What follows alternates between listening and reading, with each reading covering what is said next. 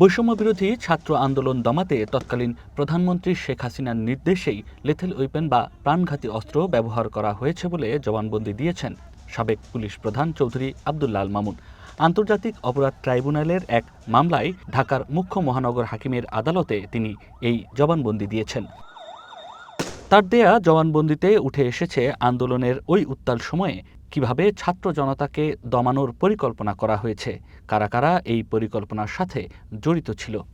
চৌধুরী আব্দুল্লাহ আল মামুন জবানবন্দিতে স্বীকার করেন, আন্দোলন প্রবণ এলাকাগুলোকে ভাগ করে ব্লক রেইড পরিচালনার সিদ্ধান্ত সরাসরি রাজনৈতিকভাবে নেওয়া হয়। স্বরাষ্ট্রমন্ত্রী আসাদুজ্জামান খান কামাল নিজে তাকে জানান যে প্রধানমন্ত্রী শেখ হাসিনার নির্দেশনার প্রেক্ষিতে আন্দোলন দমানোর জন্য লেথেল ওয়েপন বা প্রাণঘাতী অস্ত্র ব্যবহারের সিদ্ধান্ত হয়েছে।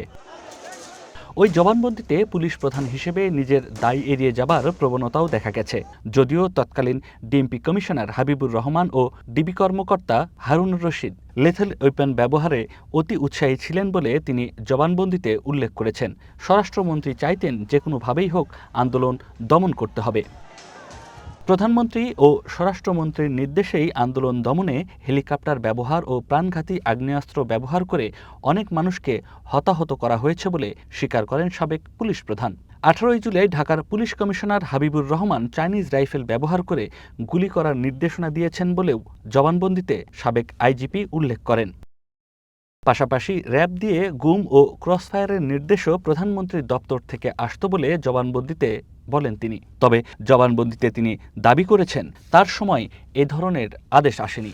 পাশাপাশি নির্যাতনের সাথে জড়িত বেশিরভাগ র্যাব কর্মকর্তা সেনাবাহিনী থেকে আসা বলেও দাবি করেন চৌধুরী মামুন। নয়ন আদিত্য, ওয়ান নিউজ, ঢাকা।